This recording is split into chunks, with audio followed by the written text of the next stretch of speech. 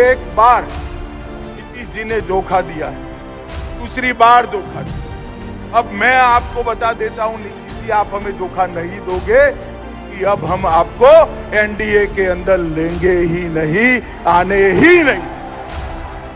नीतीश जी के लिए भारतीय जनता पार्टी के सारे दरवाजे बंद है। लालू की कगर पर बैठे रहिए और जब धोखा पड़ेगा तब आपको मालूम पड़ेगा कि विश्वासघात क्या होगा। मैंने तो मेरे जीवन में इतना झूठ बोलकर दल बदल करने वाला व्यक्ति ही नहीं देखा। बिहार के अंदर जिनका पूरा जीवन जेपी से लेकर आज तक कांग्रेस का विरोध करते हुए गया, वो नीतीश बाबू केवल और केवल प्रधानमंत्री बनने के लोभ में सोनिया जी की शरण में जाकर बैठे।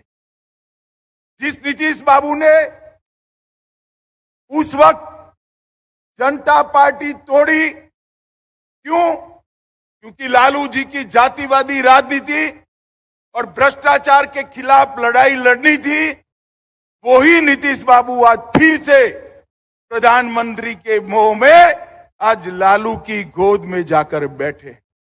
मैं नीतीश बाबू को पूछना चाहता हूं, नीतीश बाबू, हमारे प्रधानमंत्री जी कहते हैं कि बिहार के अंदर डेयरी की बहुत संभावनाएं है, बिहार के अंदर पानी है, बिहार के अंदर भूमि है, बिहार के अंदर मेहनतकश किसान है।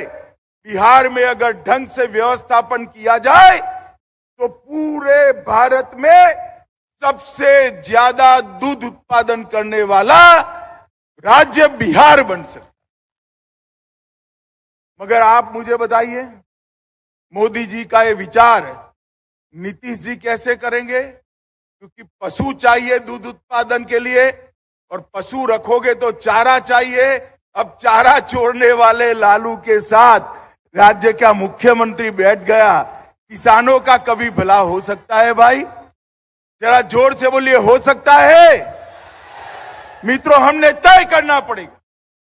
देश भर के अंदर गेहूं की खरीदी एमएसपी से होती है, धान की खरीदी एमएसपी के होती है। बिहार के अंदर क्यों नहीं होती? क्योंकि सरकार उदासीन है, सरकार को किसानों की चिंता नहीं है। मैं आगे बताता हूं कि मोदी जी के समय में एमएसपी से धान और गेहूं खरीदने के लिए बजट को 3 गुना कर दिया गया, मगर यहां पर बजट 10 का 10। आज बिहार नीतीश बाबू के सत्ता मोह में जंगल राज बन चुका है। पहले नीतीश बाबू के साथ मिलकर हम लड़ाई लड़े थे और अब आज मैं बिहार की जनता का इस किसान समागम के माध्यम से आह्वान करने आया हूं कि अब नीतीश जी के खिलाफ जंगल राज को निकालने के लिए हमें लड़ाई करनी है और ये लालू नीतीश की सरकार को उखाड़ कर फेंक देना है। माताओं, भाइयों, बहनों, किसान भाइयों, मजदूर भाइयों, मैं आप सभी को कहना चाहता हूं, मुझे कुछ पत्रकार बताते हैं कि नीतीश जी का समझौता हुआ है कि लालू जी के बेटे को वो मुख्यमंत्री बनाए। क्यों बनाएंगे? वो तो बने हुए हैं। सीटें कम थी फिर भी भारतीय जनता पार्टी ने उनको मुख्यमंत्री बनाया, मगर उनको मुख्यमंत्री से संतोष नहीं है। हर 3 साल में उनको प्रधानमंत्री बनने का स्वप्न आता। अरे नीतीश बाबू, आपको जिसने स्वप्न दिखा दिया उन लोगों ने आपको गलत रास्ते पे ले गए। आपको मालूम नहीं, वहां तो जगह भरी पड़ी है। देश की जनता 24 में फिर से एक बार नरेंद्र मोदी जी को प्रधानमंत्री बनाने जा रही। और अब आपने जब वादा कर ही दिया है कि लालू जी के बेटे को आप मुख्यमंत्री बनाएंगे, तो भला तिथि बता दो बिहार वाले को। भैया किसान भाइयों, बताओ, बतानी चाहिए या नहीं तिथि? जरा जोर से बोलो, बतानी चाहिए नहीं?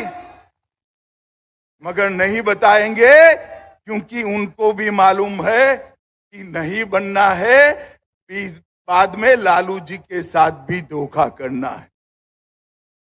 भाइयों और बहनों, एक जमाना था जब बजट आता था, तब बजट के अंदर टैक्स में कितना रिलैक्सेशन मिला इसी की चर्चा होती थी। मोदी जी ने आकर बजट के केंद्र बिंदु में किसान को लाने का काम किया।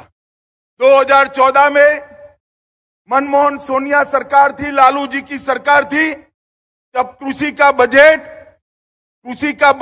25,000 करोड़ रुपया था। ध्यान से सुनना, 25,000 करोड़ 2014 में। कितना था? जोर से बोलो, कितना था? और इस बजट में कृषि के लिए बढ़ाकर 1,25,000 करोड़ रुपया देने का काम ये देश के प्रधानमंत्री ने।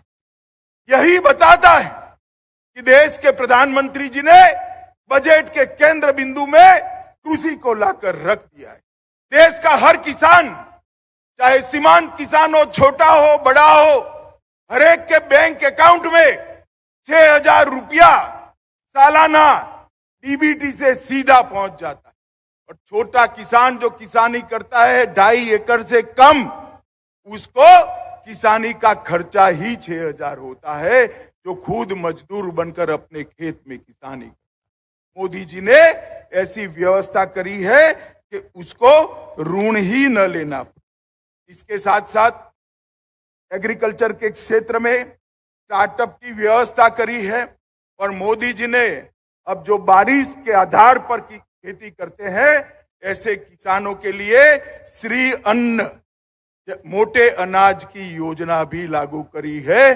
अब हमारा मोटा अनाज, चाहे बाजरा हो, चाहे ज्वार हो, चाहे मक्का हो, चाहे रागी हो, वो देश और दुनिया के बाजार में जाएगा।